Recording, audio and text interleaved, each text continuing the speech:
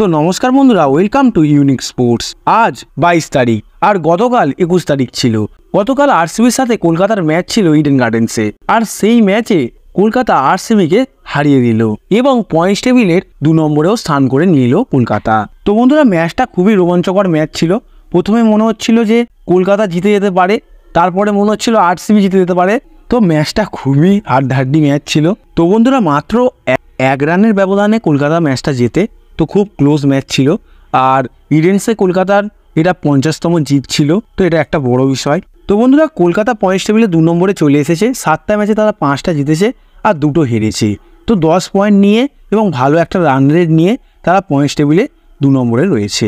তো বন্ধুরা, অপরদিকে ব্যাঙ্গালোরের কথা বললে, ব্যাঙ্গালোর 8টা ম্যাচের মধ্যে 7টা ম্যাচ হেরে গিয়েছে আর 1টা জিতেছে। তো গতকালের ম্যাচটা তাদের একটা আশা জোগাতো প্লে অফসে যাওয়ার, কিন্তু সেটাও হলো না। তারা কালকের ম্যাচটাও হেরে গেল। তো বন্ধুরা, ম্যাচটা একটু গরম হয়ে যাচ্ছিল। একদিকে বিরাট কোহলি আম্পায়ারের সাথে ঝগড়া করছিল, তার আউটটা নিয়ে একটু রেগে গিয়েছিলেন তিনি। তাছাড়াও গৌতম গম্ভীরের কথা বললে, তিনিও 4th আম্পায়ারের সাথে কিছু কথাবার্তা বলছিলেন, বেশ তাকে উত্তেজিত মনে হচ্ছিল। তো সব কিছু মিলিয়ে ম্যাচটা খুবই রোমাঞ্চকর একটা ম্যাচ ছিল। কিন্তু বিরাট কোহলির আউটটা নিয়ে একটুখানি সোশ্যাল মিডিয়াতে কন্ট্রোভার্সি চলছে। বাট আমাকে যদি জিজ্ঞাসা করো বিরাট কোহলি আউট কি আউট নয়, আমি বলবো আউট। তার মূল কারণটা হচ্ছে যে উইকেটের সামনে লাইনটা থাকে, সেই লাইনটাকে বিরাট কোহলি ক্রস করে দাঁড়িয়েছিলেন।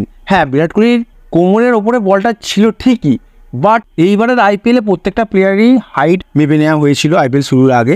তো টেকনোলজি অনুযায়ী তা দেখা যাচ্ছিল যে বলটা স্লো ছিল, তার ফলেই বলটা উইকেটের কাছাকাছি, মানে ওই চিকের ভেতরে যদি বিরাট কোহলি দাঁড়াতো তাহলে তার ওয়েস্ট হাইটের নিচেই আসতো, তো নো বল হতো না। সেই ক্ষেত্রেই আম্পায়ার নো বল দেয়নি। বিরাট কোহলির এই বিষয়টা নিয়ে, অর্থাৎ এই কন্ট্রোভার্সিয়াল আউটটা নিয়ে তোমরা কি বলতে চাও তা তোমরা কমেন্টে জানাও। কিন্তু বন্ধুরা, তোমাদের যদি ম্যাচটার কথা বলি, ম্যাচটা কিন্তু খুবই ভালো হয়েছে। মূল কারণটা হচ্ছে প্রথমে ব্যাট করতে এসে কলকাতার তরফ থেকে সুনীল নারিন আজ তেমন ভালো প্রদর্শন করতে পারেননি ঠিকই, বাট ফিল সল্ট তো আজকে ঝড় তুলে দিয়েছিল।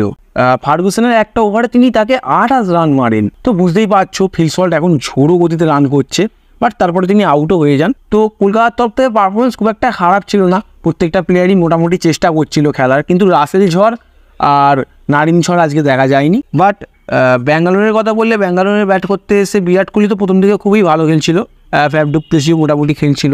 তারপরে উইল জ্যাক্স বলে একটা প্লেয়ার, তিনি দুর্দান্ত খেলেছেন আজকে ব্যাঙ্গালোরের তরফ থেকে। আর রজত পাটিদার, দুটো টিমেরই ভালো পারফরমেন্স দেখা যায় আজকের ম্যাচে।